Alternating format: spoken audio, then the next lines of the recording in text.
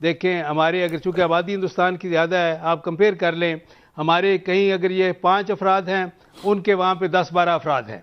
वो 10-12 अफराद जो हैं वो इकट्ठे हैं, मुत्तहिद हैं। वहाँ ना कोई बीजेपी है, ना कोई कांग्रेस है, सारे हिंदुस्तानी हैं। हम जो है 5 हैं, कोई पीटीआई है, कोई मुस्लिम लीग नून है, कोई पीपल्स पार्टी है, कोई जो है वो तहरीक लब्बैक है, कोई और कोई पार्टी बनी हुई है मजहबी या सियासी जमात। हम आपस में डिवाइडेड हैं। पाकिस्तान के प्राइम मिनिस्टर को आज जनरल असेंबली में होना चाहिए था। वहाँ जो बाइडेन मिल रहा है, क्वाड की मीटिंग हो रही है, सबकी मीटिंग हो रही है, और हमारा वजीर खारजा बेचारा वहाँ अकेला बैठा हुआ है। आप देखें, मैंने उस दिन भी कहा था कि यूएन जनरल असेंबली से वर्चुअल इजलास जो है वो भी एक डिप्लोमेटिक फेलियर है। शाह महमूद कुरैशी आयरलैंड के वजीर खारजा को मिल रहे हैं, वहाँ क्वेट का सरबराही इजलास हो रहा है। लगता है कि पूरी दुनिया ने ना हमें बैन कर दिया पाकिस्तान को। मरासी बनना हमारा काम नहीं है, और ये को पाकिस्तान पर तनकीद नहीं है, ये इमरान खान पर जो तनकीद है ये हमारा हक है।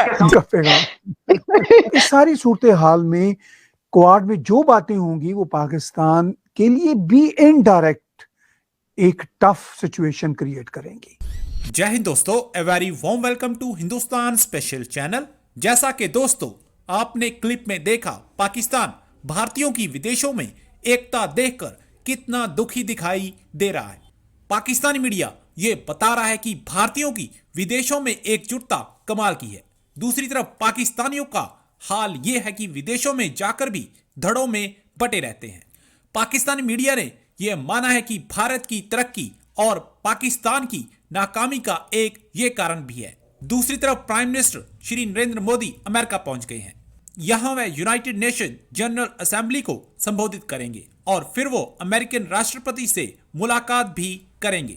अमेरिका में होने वाली क्वाड की बैठक से भी चीन और पाकिस्तान बहुत परेशान दिखाई दे रहे हैं। आज की वीडियो में पाकिस्तानी मीडिया ने और क्या कहा, तो चलिए दोस्तों आज की वीडियो की तरफ चलते हैं।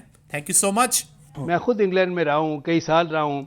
देखें हमारे अगर चूँकि आबादी हिंदुस्तान की ज़्यादा है, आप कंपेयर कर लें, हमारे कहीं अगर ये 5 अफराद हैं, उनके वहाँ पे 10-12 अफराद हैं। वो 10-12 अफराद जो हैं वो इकट्ठे हैं, मुत्तहिद हैं। वहाँ ना कोई बीजेपी है, ना कोई कांग्रेस है, सारे हिंदुस्तानी हैं। हम जो है 5 हैं, कोई पीटीआई है, कोई मुस्लिम लीग नून है, कोई पीपल्स पार्टी है, कोई जो है वो तहरीक लब्बैक है, कोई और कोई पार्टी बनी हुई है मजहबी या सियासी जमात। हम आपस में डिवाइडेड हैं। इसकी वजह से 5 अफराद जो है उनका इम्पैक्ट नहीं है। वहाँ पे वो जो 10-12 अफराद हैं, वो वहाँ ब्रिटिश पार्लियामेंट में भी उनकी ज़्यादा नुमाइंदगी है, उनकी अपनी तादाद की निस्बत भी। हमारी नुमाइंदगी उतनी भी नहीं है जितनी हमारी वहाँ पे पॉपुलेशन है। बात यह है कि वहाँ पे मेरा ज़ाती नुक्ता नज़र यह है कि वहाँ पे सिर्फ पाकिस्तान का परचम सरबुलंद रहना चाहिए, किसी सियासी जमात का परचम नहीं होना चाहिए। वहाँ पे मेरा ज़ाती नुक्ता नज़र तो यह है कि किसी सियासी जमात को भी वहाँ पे अपनी ब्रांचेस कायम करने की भी इजाज़त नहीं होनी चाहिए। पाकिस्तान के प्राइम मिनिस्टर को आज जनरल असेंबली में होना चाहिए था। जो बगल अथर ने पिछले दिनों बात की थी, और बिल्कुल सही बात की थी कि जनरल असेंबली में होना चाहिए था। वहाँ जो बाइडेन मिल रहा है, क्वाड की मीटिंग हो रही है, सबकी मीटिंग हो रही है, और हमारा वजीर खारजा बेचारा वहाँ अकेला बैठा हुआ है। जो साथ में गया था शहजादा, वो वॉक करके अपनी शर्ट, अमरीकी शर्ट दिखा के वो गायब हो गया है। मैं समझता हूँ कि पिछले ये मौजूदा हुकूमत की डिप्लोमेटिक फ्रंट पर फेलियर्स की तादाद बहुत बढ़ती जा रही है, और जो पब्लिक डिप्लोमेसी है और डिप्लोमेटिक फ्रंट्स पर पाकिस्तान के पिछले 3 साल में अच्छा परफॉर्म नहीं किया है विज़ अपने दुश्मनों के मुकाबले में, क्योंकि हम कंपैरेटिव एनालिसिस ही करेंगे। अगर हम बार बार ये कहते हैं कि भारत की साजिश नाकाम हो गई है, तो दरअसल हम ये कहते हैं कि भारत की साजिश कामयाब हो गई है तो हम नाकाम हो गए हैं। हम उसको काउंटर नहीं कर सके। दुनिया ने हमसे बात करना, हमारी बात मानना मुनासिब नहीं समझा, और भारत की बात मानना मुनासिब समझा है।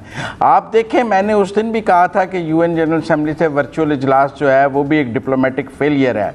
शाह महमूद कुरैशी आयरलैंड के वजीर खारजा को मिल रहे हैं, वहाँ क्वेट का सरबराही इजलास हो रहा है। मुकाबला क्या है डिप्लोमेटिक फ्रंट पे हमारा और उनका? 20 माह से तो पाकिस्तान के वजीर आजम की चीनी सदर से कभी बात नहीं हुई। पिछले 20 माह में हम कहते हैं हमारा सारा दारोमदार चीन पर है, पिछले 20 माह से हमारी चीनी सदर से वजीर आजम की बात नहीं हुई।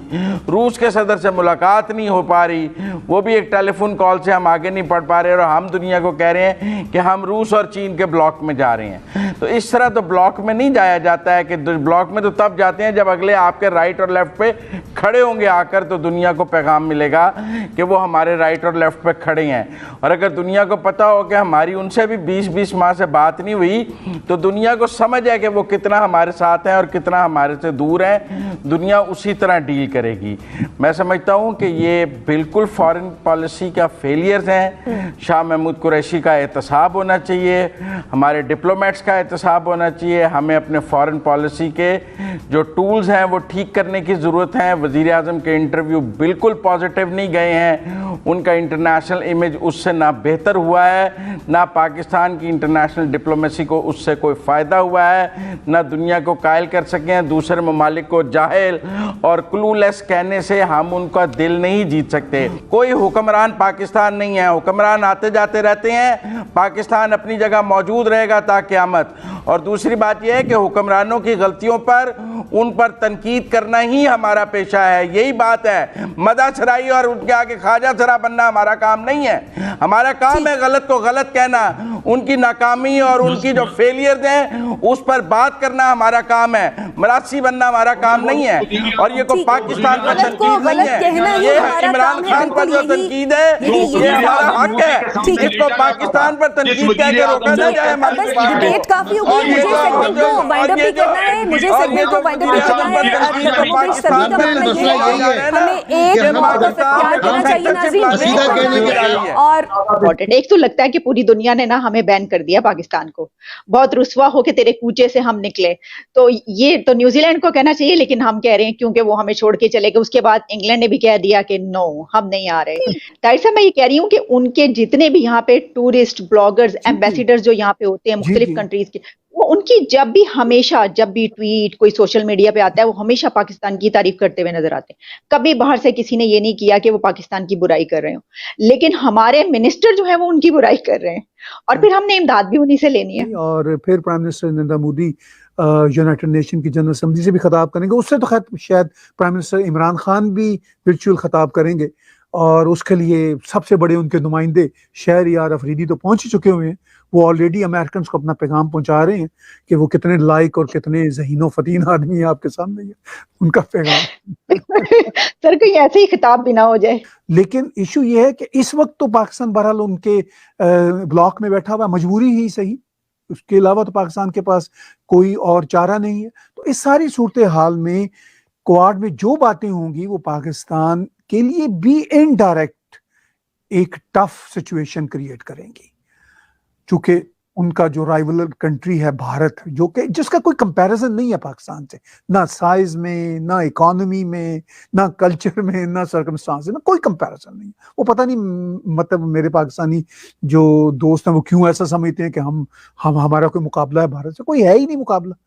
वर्ल्ड की one of the top 6-7 economies है, मतलब दूसरी बड़ी जमहूरियत है, अपने एज के एतबार से, साइज के एतबार से पहली बड़ी जमहूरियत है। ठीक, तो कोई मतलब तुक्के नहीं बनता कि कोई कंपैरिजन ही नहीं है।